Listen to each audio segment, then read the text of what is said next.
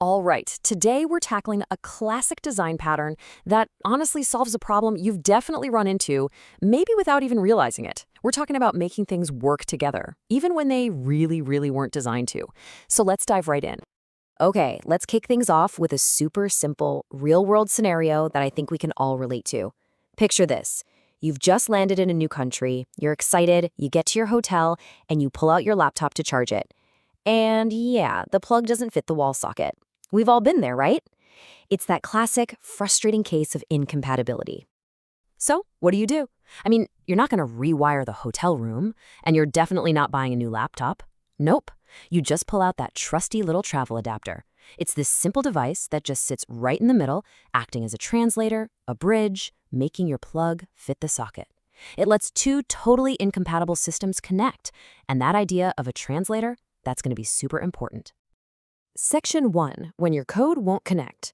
You can think of this as the software version of the wrong plug. Now, let's see how this exact same problem shows up in the world of software development, because trust me, it happens all the time. But instead of plugs and sockets, we're dealing with things like data formats and programming interfaces. So let's imagine you're building this awesome stock market app. You've spent months on it, and all of its internal logic, everything, is designed to work with data in XML format. It's clean, it's efficient, and everything is humming along perfectly. But then you stumble upon this incredible, powerful new analytics library. It can create these amazing visualizations that would take your app to the next level. You gotta have it. There's just one little catch. It only understands data in JSON format. It has absolutely no idea what to do with your beautiful XML. It just won't work. And there it is. That's the core conflict right there. Your stock app speaks XML, the shiny new analytics library speaks JSON. They have to work together, but they are speaking completely different languages. This is the exact same problem as our travel plug, just in code. Now, you can't just go in and rewrite the library, right? I mean, for one, you probably don't even have access to the source code. And even if you did, that's just a maintenance nightmare waiting to happen. So changing the library is completely off the table. So what's the solution? Section 2, the solution, an adapter. We're going to be building the bridge between these incompatible interfaces. And this is where that elegant solution comes in. Just like with our travel accessory, we're going to build a piece of software that acts as an adapter to bridge that gap. So what is the adapter pattern? Well, it's a structural design pattern that was literally created to solve this exact problem. Its entire reason for existing is to allow objects with incompatible interfaces to collaborate. And here's the most important part. It does this without you having to change a single line of their original source code. And this quote really hits the nail on the head. An adapter wraps one of the objects to hide the complexity of conversion happening behind the scenes. That word, wraps, is perfect. See, your app no longer talks directly to that new library. Instead, it talks to the adapter. And the adapter's job is to take that XML, do all the messy conversion work in the background, and then hand over perfectly clean JSON to the library. All that complexity, it's just hidden away. Your app doesn't have to worry about it. Okay, section 3, how the adapter works. Let's look at the journey from request to translation. So let's get a little more specific and break down how this wrapper actually functions. It's a good thing to know that there are actually two main ways to build one. There's the object adapter, which uses composition, and the class adapter, which uses inheritance. We're going to focus on the logic behind the object adapter here because it's way more common and a lot more flexible. So here's how the flow works. It's actually pretty simple and clean. First, your application, let's call it the client, makes a request to the adapter. The client thinks it's talking to a perfectly compatible object. Next, the adapter gets that request. Then it does its magic. It translates the request, in our case from XML, into a format the service, our analytics library, can actually understand. And finally, the adapter calls the service with that translated request. The beautiful part, the client never even knows that an incompatibility existed in the first place. You know, I love this analogy because it's so perfect.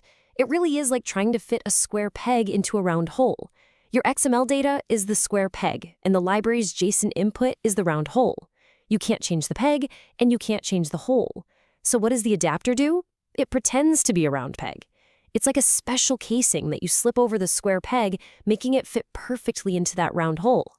All right, section 4, your adapter toolkit. We're going to talk about when to use it and what you can expect. Because look, knowing how it works is great, but knowing when to pull this tool out of your toolkit, well, that's even more powerful. So let's look at the ideal scenarios for using this pattern. So, when should you reach for the adapter pattern? Well, here are the prime situations. First, and this is the big one, you need to use an existing class, but its interface is totally incompatible with the rest of your code. This goes hand in hand with the next point. You want to use a third-party library or some ancient legacy class that you simply cannot change. You know, that black box of code you're not allowed to touch? Perfect use case. And finally, it's also really handy when you need to reuse several existing subclasses, but they all lack some common functionality. An adapter can add that functionality across all of them without you having to modify each one. Now, like any tool in software design, there are pros and cons, right? It's not a silver bullet. On the pro side, you get a huge win with the single responsibility principle. All your messy conversion logic is separated out from your main business logic, which is super clean. It also perfectly follows the open/closed principle.